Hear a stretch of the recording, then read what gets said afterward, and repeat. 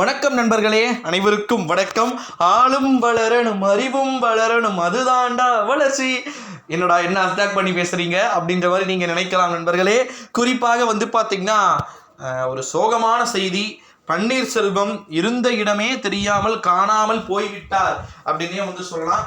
ஒரே ஒரு வாய்ப்பு இருந்தது. இந்தியா கூட்டணி ஆட்சி அமைக்கும் பாரதிய ஜனதா கட்சி கூட்டணி பார்த்தீங்கன்னா ஆட்சியை அமைக்கும். அப்பொழுது எப்படியாவது நைஸாக ஒட்டி கொண்டு பிரதமர் பதவியில் மத்திய அமைச்சர் பதவியில பார்த்தீங்கன்னா அமர்ந்து விடலாம் என்ற ஒரு எண்ண ஓட்டத்தில் பார்த்தீங்கன்னா நம்முடைய அண்ணன் திரு பன்னீர்செல்வம் அவர்கள் இருந்தாரு. இந்த ஒரு சூழ்நிலையில் தான் அந்த எண்ண ஓட்டம் அனைத்துமே தற்போது பார்த்தீங்கன்னா மாறி இருக்கிறதோ.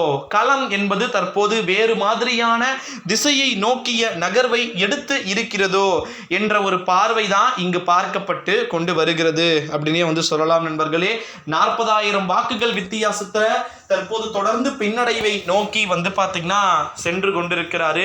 நிச்சயமா தோல்வி அப்படின்றது உறுதியாகிவிட்டது பன்னீர்செல்வத்திற்கு. தமிழ்நாட்டிலலாம் 9 சீட்டுகள் கிடைக்கும்னு சொல்லிட்டு உற்சாகம் சொன்னாங்க. ஒன்று வெற்றிங்க. BJP confirm. 2014 திருப்பத்தை போல பிஜேபி கண்டிப்பா பார்த்தீங்கன்னா இங்க லீடிங் பெறத்தை நம்மளால பார்க்க முடிகிறது. தருமபுரி தொகுதியில சௌமியா அன்புமணி. அப்ப சௌமியா அன்புமணி மத்திய அமைச்சர் பதவியில் அமர்ந்தாலும் அமராமல் போனாலும் அதற்கு நம்முடைய என்டிஏ கூட்டணி எப்படி வரப்போகிறது, வரப்பிரசாதமாக இருக்க போகிறது என்பதில் தான் இங்கு பெரும் திருப்பம் அப்படின்றது இருக்குது அப்படின்னே சொல்லலாம் நண்பர்களே. ஸோ பார்க்கலாம் 400 தொகுதிகள் அப்படின்றது நடக்குமா, நடக்கிறதுக்கான வாய்ப்புகளும் சாத்தியக்கூறுகளும் இருக்கிறதா, என்ன மாதிரியான திசை திருப்பல்கள் அப்படின்றது நாம் தமிழர் கட்சிக்கு வரப்போகிறது. நாம் தமிழர் கட்சியும் இருக்கிறது, ஓபிஎஸ் இருக்கிறார், எடப்பாடி பழனிசாமி அட்ரஸ் காணோம். ஒற்றை தலைமையால் ஓங்கி அடிப்போம், ஒற்றை கையினால் ஓங்கி அடிப்போம் அப்படின்னு சொல்லிட்டு மக்கள் ஏத்துக்கலங்க.